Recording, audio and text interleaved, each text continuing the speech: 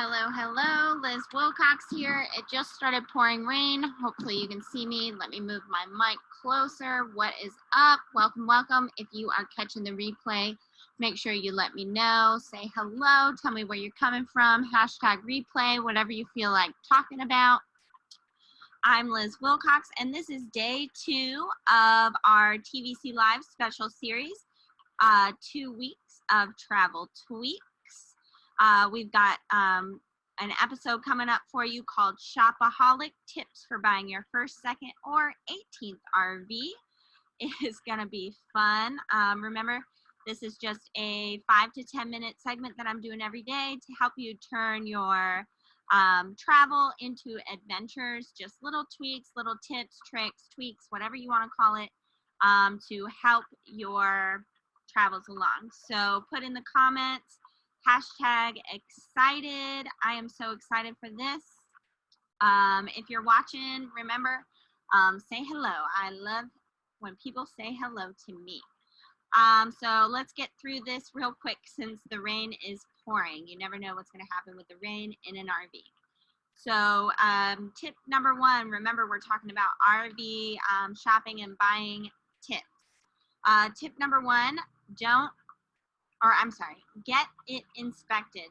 Seriously, if you are thinking about buying an RV, whether that's from a dealer, a large dealer, a private owner, like you found it on Craigslist or whatever, make sure you get this bad boy inspected. It is so important. This is more than going through and doing a walkthrough with people. This is getting someone or educating yourself well enough to inspect the RV, or getting an actual like RVIA inspector, something like that.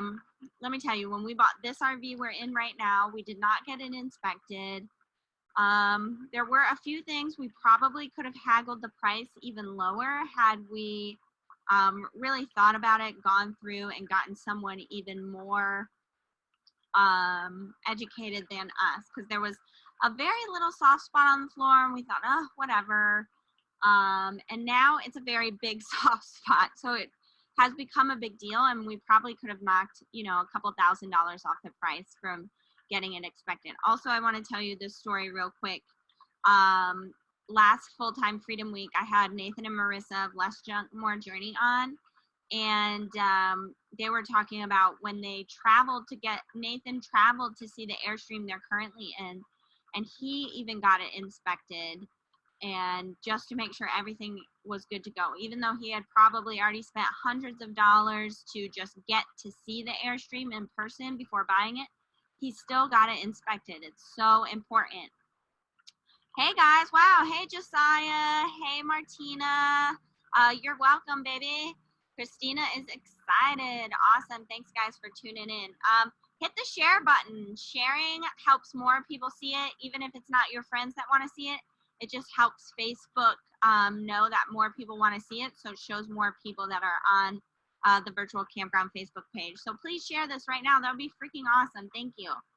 So yeah, get it inspected. Number 2, pay attention to the buying process. Salesmen, whether salesmen or private owners, are most likely 90% ignorant when it comes to the unit you want to buy. They don't know where it came from, if there's water damage. Unless they've gotten it inspected themselves, they probably don't know those things. So pay attention to that process. Ask a lot of questions. Go with your gut. If you have an uneasy feeling about something, say it. Like I just said, it probably will knock off $1,000 or two, maybe more, off the purchase price. If there are things that need to be fixed, make sure they are fixed before you go into the buying process, before anything is signed. Also, I had something written down. Oh yeah, financing. If you have to finance your rig, this is a mistake Ed and I made. We financed this rig. We bought it on like a Saturday or Sunday. It was, Chelsea and I were just hanging out. Chelsea was 2, I think, at the time. She was like trying to take her clothes off in Camping World, all these things. And when we signed the papers and everything, we ended up buying it. we didn't know, or we didn't realize that we had signed some type of loan where they added the interest up, like up front instead of over time. Like we didn't have interest every single loan payment. All the interest of the lifetime, I guess. See, I'm still ignorant to it. Was added right then and there. So a $38,000 purchase became a $45,000 purchase with just the signing of the check. So right now, if we wanted to pay it off tomorrow, we would still pay off that 10 years of interest when we only had the loan for 3 years. So pay attention to that. If you don't like that type of financing, if you know you're going to pay it off in a couple of years, make sure you get a certain type of loan. It's very important. Pay attention, ask questions, go with your gut, and don't be afraid to walk away if something isn't right. They made something like 500,000 RVs last year. Don't be afraid to walk away. There will be another RV for you, I promise. And the last tip is don't go over your budget. This is the same kind of wavelength as those first two tips. Never go over your budget. Ed and I, we really fell in love with this Winnebago Mini Winnie Plus. It was the perfect travel trailer for our family. We went and visited it every single day. Or not every day, every single weekend for something like 3 or 4 months. And we kept trying to find a truck because we didn't want to spend more than $50,000 on a rig when we hit full time, because we didn't know if we would love it. So we didn't want to go over this number. And so we whittled down this travel trailer price. It still wasn't exactly as low as we wanted it to go, but it was still pretty low. It was a brand new unit. They were going to give it to us, I think, for $23,000. But on the flip side, we could not find a truck that we felt comfortable with to get us under that $50,000. So we ended up giving up that, trailer of our dreams, so to speak, because we were not willing to go over budget.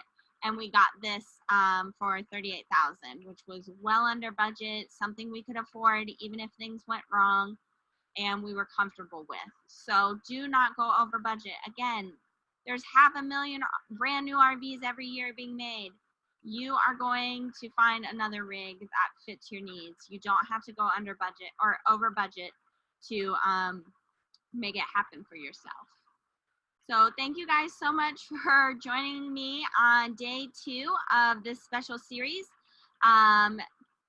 2 weeks of travel tweaks. Let's see in the comments. Dick says, David Lester has a great Facebook page teaching about predatory RV sales. He says dealers make most of their money on commissions and kickbacks from financing.